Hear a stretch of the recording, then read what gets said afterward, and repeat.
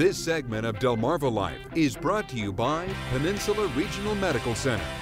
The diagnosis of diabetes, whether it's type 1 or type 2, early or late in life, is news that can be life-changing. Yeah, it impacts how you feel, how you travel, how you make it through the workday, and it especially impacts what you're eating or what you should be eating. According to the Centers for Disease Control and Prevention, diabetes affects more than 29 million Americans.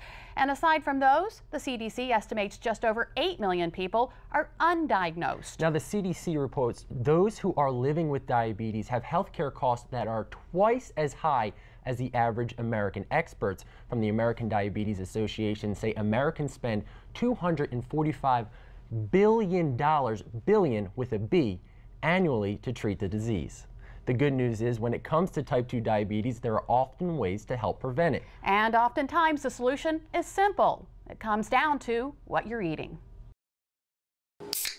First, a new study by researchers at the University of Cambridge shows consuming soft drinks increase the risk of getting diabetes by up to 27%.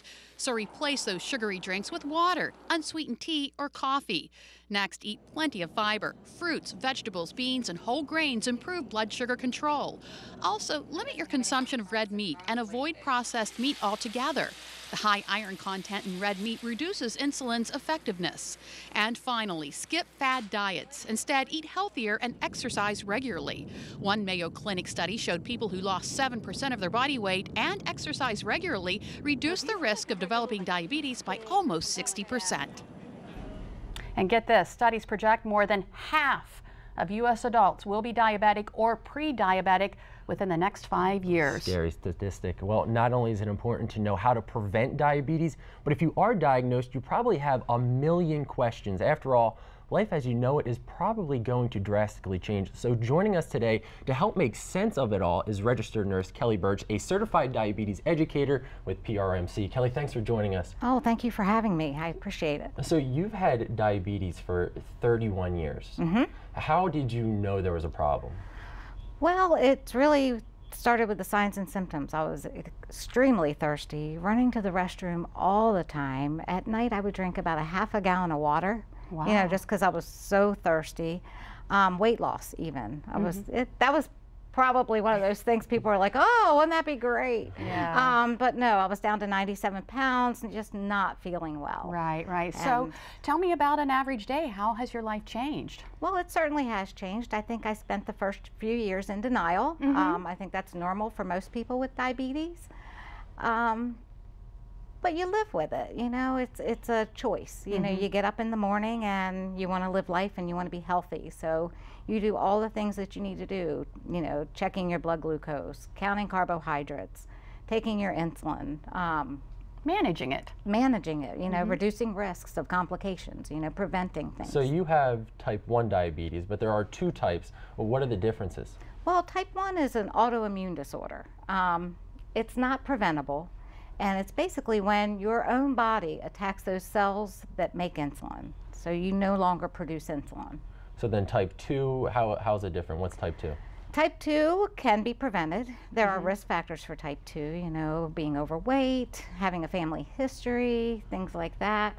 But eventually your body has to make more insulin.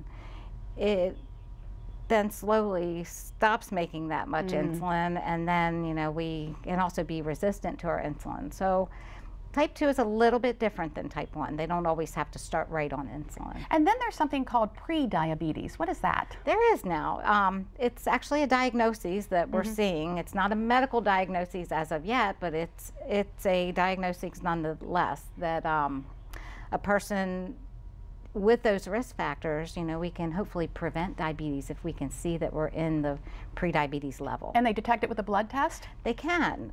Most of the time people get a fasting blood glucose level, and a normal one is 70 to 99. Pre-diabetes, though, is 100 to 125. So if you get there, you know you're at risk, you know, for getting diabetes.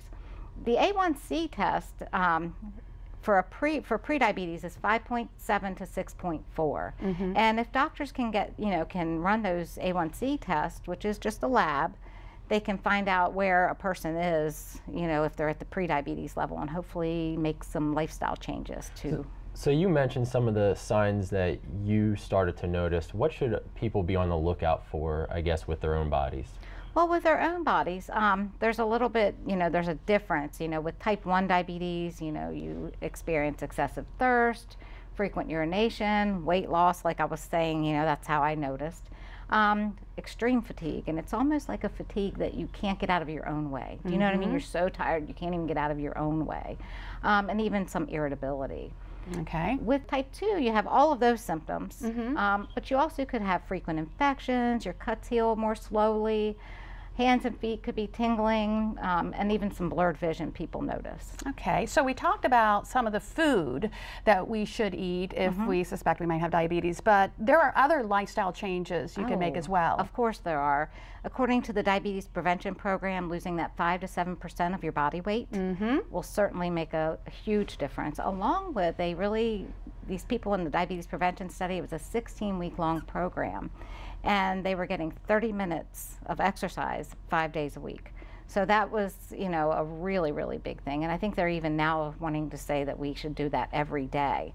And then your plate, you can now go to myplate.gov, and it gives you the half of your plate should be vegetables, a quarter whole grains, and the other quarter lean protein. But we always tell patients or people not to forget, milk and fruit, because our bodies run on sugar, so we need those carbohydrates for energy. And it's important to remember that you can still live a healthy, active lifestyle as long as you manage the diabetes. Exactly, and sometimes we say that people that are diagnosed with diabetes all of a sudden do better because they're more aware of what's going on with their body.